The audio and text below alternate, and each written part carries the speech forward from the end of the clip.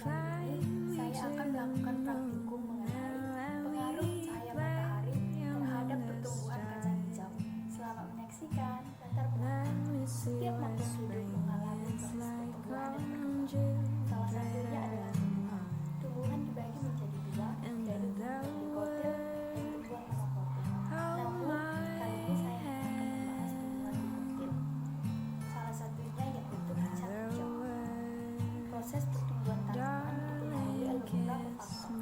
Salah satunya adalah intensitas cahaya. Banyak orang berpendapat jika kita meletakkan tanaman di bawah sinar matahari secara langsung akan membantu proses pertumbuhan tanaman tersebut dan membuat tanaman tersebut menjadi lebih subur.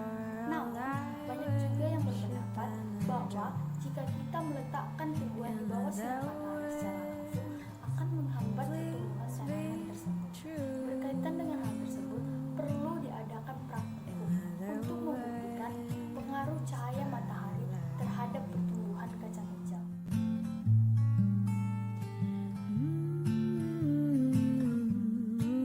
Rumusan masalah. Pada penelitian kali ini, ada dua pertanyaan yang harus kita buktikan kebenarannya.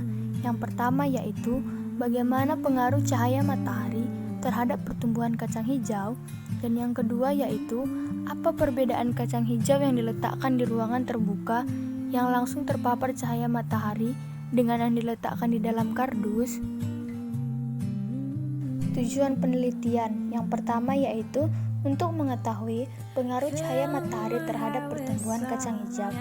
Yang kedua yaitu untuk mengetahui perbedaan pertumbuhan kacang hijau yang diletakkan di lingkungan terbuka dan di dalam kardus.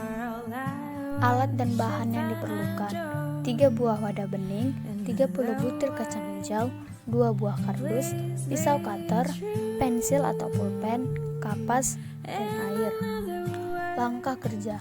Yang pertama yaitu siapkan alat dan bahan yang diperlukan. Yang kedua, rendam kacang hijau selama 1 jam. Yang ketiga, buatlah lubang berdiameter 3 cm pada bagian atas kardus yang pertama dan pada bagian samping kardus yang kedua. Yang keempat, basahi kapas dengan air, lalu masukkan ke dalam 3 wadah. Jangan terlalu banyak air. Yang kelima yaitu masukkan masing-masing 10 biji kacang hijau ke dalam 3 wadah yang sudah berisi kapas basah. Masukkan secara perlahan. Letakkan 1 wadah di ruangan terbuka atau terpapar langsung sinar matahari seperti di teras rumah dan kita anggap sebagai terang. Yang ketujuh, letakkan 1 wadah lagi ke dalam kardus yang bagian atasnya tadi sudah dilubangi dan kita anggap sebagai gelap 1. Yang kedelapan, letakkan 1 wadah terakhir ke dalam kardus yang bagian sampingnya tadi sudah dilubangi dan kita anggap sebagai gelap 2. Yang kesembilan, percikan air ke setiap tumbuhan kacang hijau secukupnya setiap hari. Yang ke-10, amati, foto, ukur dan catat perkembangannya setiap hari. Landasan teori penelitian. Ada 3 teori yang kita gunakan untuk penelitian kali ini. Yang pertama yaitu pertumbuhan dan perkembangan pada tumbuhan. Pertumbuhan adalah proses pertambahan ukuran, massa, volume, dan juga jumlah dari sel penyusun makhluk hidup. Proses ini berjalan secara irreversibel atau tidak dapat kembali ke wujud atau bentuk semula. Pertumbuhan dapat diamati dengan nilai satuan hitung atau secara kuantitatif dan pastinya memiliki alat ukur. Perkembangan merupakan proses menuju kedewasaan atau kematangan. Dengan kata lain, sudah mampu bereproduksi. Proses perkembangan berjalan seiringan dengan pertumbuhan, maka dengan itu pasti juga irreversibel. Perkembangan tidak dapat diindra karena perkembangan bersifat kualitatif. Yang kedua, pengaruh cahaya matahari. Cahaya matahari sangat diperlukan oleh setiap tumbuhan untuk proses fotosintesis dengan jumlah yang berbeda-beda. Namun, jumlah cahaya yang berlebihan dapat menghambat pertumbuhan karena dapat merusak kerja hormon pertumbuhan atau auksin. Salah satu fungsi hormon auksin adalah memacu proses pemanjangan sel di zona meristem apikal. Yang ketiga, faktor-faktor yang mempengaruhi pertumbuhan dan perkembangan. Ada 2 faktor yang mempengaruhi. Yang pertama yaitu faktor internal dan yang kedua yaitu faktor eksternal. Faktor internal yaitu gen dan hormon. Hormon tersebut yaitu hormon auksin, hormon giberelin, hormon sitokinin, gas etilen, asam abisat, dan juga kalin. Faktor eksternal yaitu air, oksigen, suhu, nutrisi, dan cahaya matahari. Hasil penelitian pada hari pertama, pada kacang hijau terang, gelap 1 dan gelap 2 sama-sama masih tingginya 0 cm.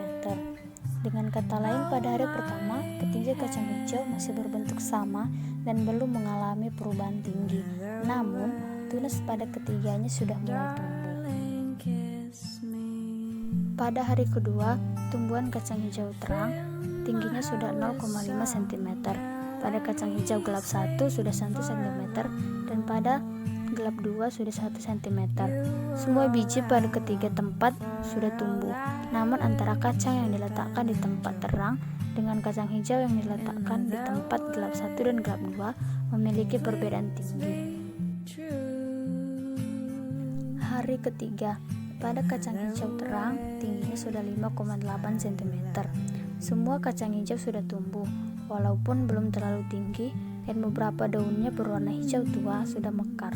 Batangnya tumbuh tegak berwarna coklat kehijauan. Pada kacang hijau gelap 1, tingginya sudah mencapai 13,5 cm. Dari 10 biji, masih 2 biji yang tumbuh dengan tinggi. Daunnya berwarna hijau muda dan belum mekar. Batangnya tumbuh merunduk dan berwarna putih. Pada kacang hijau gelap 2, tingginya sudah 16 cm. Dari 10 biji, masih 2 biji yang tumbuh dengan tinggi. Daunnya berwarna hijau muda dan belum mekar. Batangnya tumbuh merunduk dan berwarna putih. Hari keempat, pada tumbuhan kacang hijau terang tingginya sudah mencapai 7,8 cm. 7 kacang hijau sudah bertambah tinggi, namun 3 lagi masih pendek. Semua daunnya sudah mekar dan berwarna hijau tua. Batangnya tumbuh tegak berwarna coklat kehijauan. Pada tumbuhan kacang hijau gelap 1, tingginya sudah mencapai 19,7 cm. 3 kacang hijau sudah tumbuh tinggi, sedangkan 7 lagi masih pendek. 1 tumbuh paling panjang dengan daun yang sudah mekar, sedangkan 2 lagi daunnya masih tertutup dan warna hijau tua. Batangnya berwarna putih dan merunduk. Pada tumbuhan kacang hijau gelap 2, tingginya sudah mencapai 22 cm. 4 kacang hijau sudah tumbuh tinggi, namun 6 lagi masih pendek. Hanya 1 batang yang daunnya mekar, sedangkan 3 lagi masih tertutup. Batangnya berwarna putih dan merunduk. Hari kelima, pada tumbuhan kacang hijau terang, tingginya sudah mencapai 9,7 cm. Semua kacang hijau sudah tumbuh dan tinggi. Daunnya berwarna hijau tua dan sudah mekar. Batangnya tumbuh tegak dan berwarna hijau. Pada tumbuhan kacang hijau gelap 1, tingginya sudah mencapai 24,5 cm. 3 kacang hijau tumbuh semakin tinggi. 2 kacang lain sedang dan sisanya masih tunas pendek. Daunnya juga berwarna hijau muda dan hanya 3 kacang tertinggi yang mekar, sedangkan kacang lainnya masih tertutup. Pada tumbuhan kacang hijau gelap 2, tingginya sudah mencapai 25,8 cm. 5 kacang sudah tumbuh tinggi dengan daun berwarna hijau muda dan mekar. Batangnya berwarna putih dan merunduk, sedangkan 5 lainnya masih pendek dan daunnya tertutup. Hari ke-6, tumbuhan kacang hijau terang tingginya sudah mencapai 10,2 cm. Semua kacang hijau sudah tumbuh dan semakin tinggi. Daunnya mekar dan berwarna hijau tua. Batangnya berwarna hijau dan tumbuh dengan tegak. Pada tumbuhan kacang hijau gelap 1, tingginya sudah mencapai 26,7 cm. Semua kacang hijau sudah tumbuh, namun masih 3 kacang yang paling tinggi, dan sisanya juga sudah mulai tinggi, menyusul 3 kacang hijau sebelumnya. Daunnya sudah mekar dan berwarna hijau muda. Batangnya berwarna putih dan merunduk. Pada tumbuhan kacang hijau gelap 2, tingginya sudah mencapai 28,2 cm. Semua kacang hijau sudah tumbuh tinggi. Daun sudah mekar dan berwarna hijau muda. Batangnya merunduk dan berwarna putih. Pada hari ke-7, tumbuhan kacang hijau terang tingginya sudah mencapai 11,4 cm. Semua kacang hijau sudah tumbuh dengan tinggi. Daunnya mekar dan berwarna hijau tua. Batangnya berwarna hijau dan tumbuh dengan tegak. Pada kacang hijau gelap 1, tingginya sudah mencapai 30,2 cm. Semua kacang hijau sudah tumbuh dengan tinggi. Daunnya sudah mekar semua dan berwarna hijau muda, batangnya merunduk dan berwarna putih. Pada tumbuhan kacang hijau gelap 2, tingginya sudah mencapai 32,4 cm. Semua kacang hijau sudah tumbuh dengan tinggi. Daunnya sudah mekar semua dan berwarna hijau muda, batangnya merunduk dan berwarna putih. Pembahasan. Cahaya selalu memengaruhi pertumbuhan tanaman. Biji kacang hijau yang diletakkan di bawah sinar matahari, pertumbuhannya lebih lambat karena hormon auksin terurai, sehingga laju pertumbuhan tanaman tidak terlalu cepat.